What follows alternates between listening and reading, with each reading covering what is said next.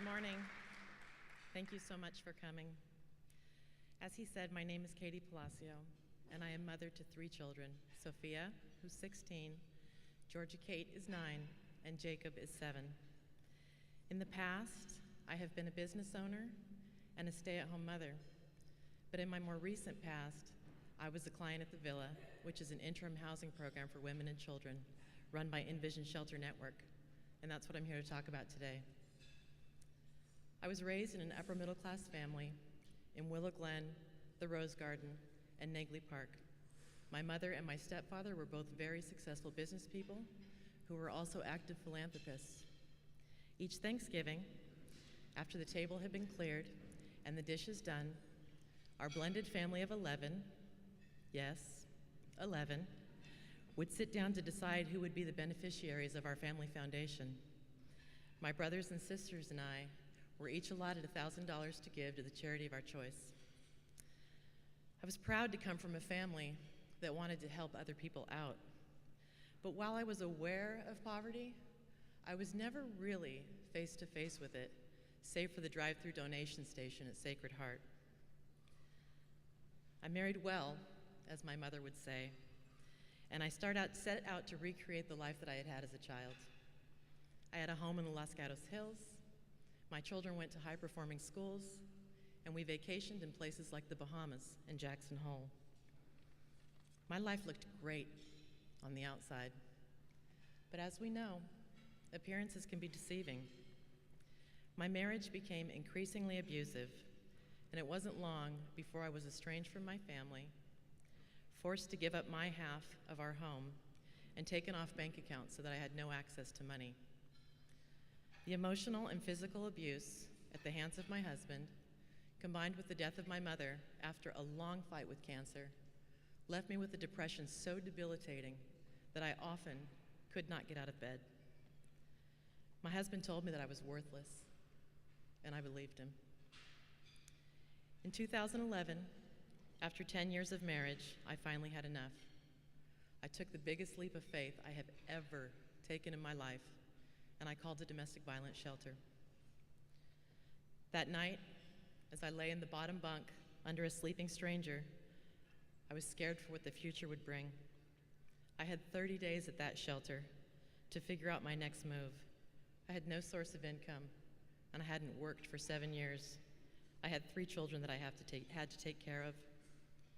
Truth be told, I was at the lowest point in my life. While Sophia thankfully had a place to live with her father and stepmother, I was still responsible for my little ones. What was I going to do? I was terrified. How was I going to feed my children? I realized that I needed help, and I needed to ask for it. The caseworkers at the shelter gave me a list of places that could help me, and the Villa was on that list. I received a referral for the Villa, and I talked to Rick Navarro, who was the case manager there. He was gracious and respectful in helping me navigate this new system. It was with his help that I filled out my application and received entry into the Villa. Georgia and Jake and I moved there on January 17th, 2012. Initially, I kept to myself. I'm not proud to say this, but I didn't think I had anything in common with my fellow women at the Villa, and I'm pretty sure they felt the same way about me. You see, I'd arrived at the Villa driving a Lexus, wearing a Burberry scarf. This one, as a matter of fact. Some of the other ladies were not shy about giving me the side eye more than once, and I couldn't blame them.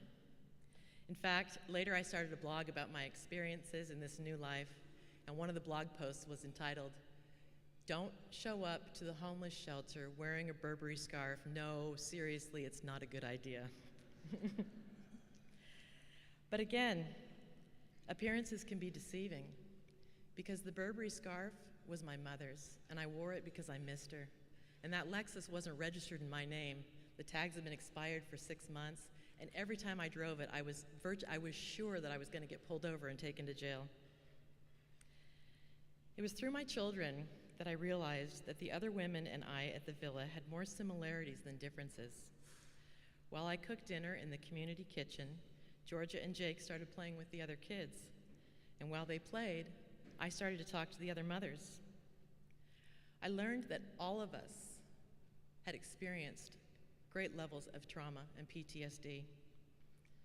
Most of us had experienced domestic violence. Some of us, sexual assault, abuse, mental illness, addiction. Yet all of us loved our children. All of us wanted the best for them. All of us had hopes and dreams, senses of humor, hobbies, favorite books and TV shows, and all of us deserved a chance.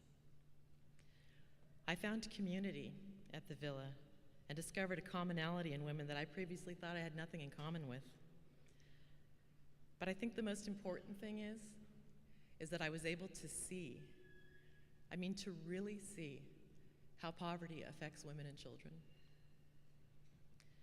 My experience at the villa was the reason that I chose to go back to school. I wanted to help myself and my children. I wanted to help my fellow women at the villa and their children. And really what I saw is that my story is her story, is our story. It affects all of us. I applied to both UC Santa Cruz and Cal Berkeley. I'm shocked and delighted to say that I got into both. Thank you. Thanks.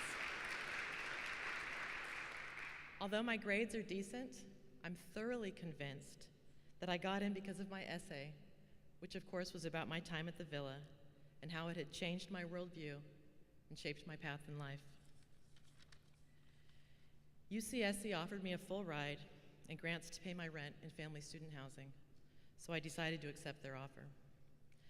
I'm now in my first year at UCSC, double majoring in feminist studies and politics, with every intention to go to graduate school for public policy, which I hope that Berkeley considers me then as well. In reflecting upon my experience at the villa, the reason I was able to do what I did was not because I was an individual pulling myself up by my bootstraps. It was because of Rick, the case manager. It was because of Deborah Chavez, the site director at the villa, whom I consider a mentor more than she probably knows. It was because of Maria Duzon, my latest contact with InnVision Shelter Network, who helped me to see that my story was indeed worth telling. It was because of you. It was because of all of you who generously donate time and money to InnVision Shelter Network. Thank you. I couldn't have done it without you, and we couldn't do it without you. Thank you.